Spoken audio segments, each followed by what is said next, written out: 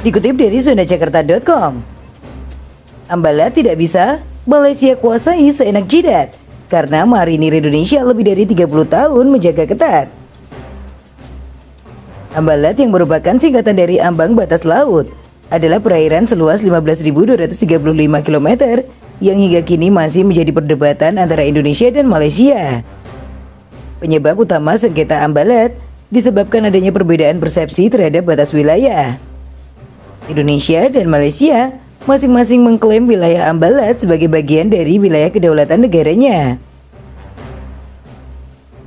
Dikutip dari zonajakarta.com dari Kementerian Koordinator Bidang Politik, Hukum, dan Keamanan pada 5 Agustus 2012, potensi sumber daya minyak yang besar ini tentu saja tidak akan dilepaskan begitu saja oleh Malaysia. Pada 1979, Blok Ambalat dimasukkan negeri jiran dalam peta wilayah Malaysia.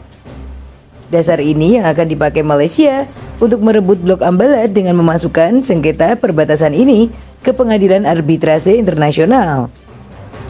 Menyikapi situasi tersebut, seperti biasa pemerintah Indonesia selalu merasa yakin bahwa posisi Indonesia sangat kuat dalam kasus Blok Ambalat.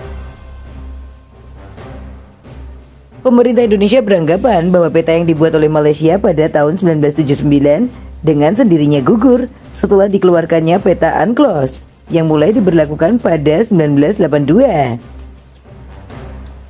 Dalam salah satu pasal dikatakan bahwa kepemilikan wilayah Indonesia berkonsep Archipelago State, di mana garis pangkal penentuan wilayah harus ditarik dari wilayah kepulauan terluar.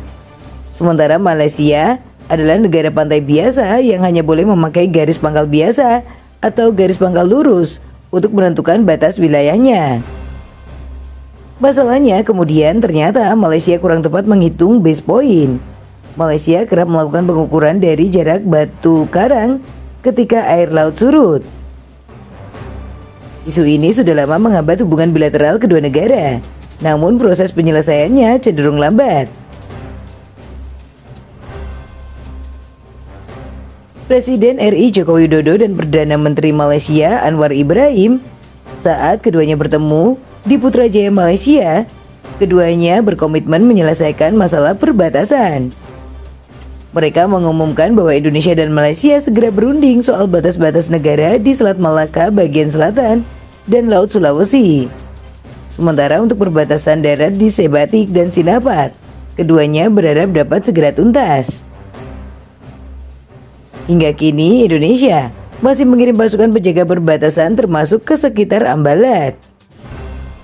Dalam rentang waktu kurang lebih 30 tahun, Korps Marinir TNI Angkatan Laut mengirimkan prajuritnya ke Blok Ambalat yang merupakan daerah perbatasan Indonesia dan Malaysia, juga pulau-pulau terluar yang sebagian besar tidak berpenghuni untuk menegakkan kedaulatan sekaligus menjaga keamanan.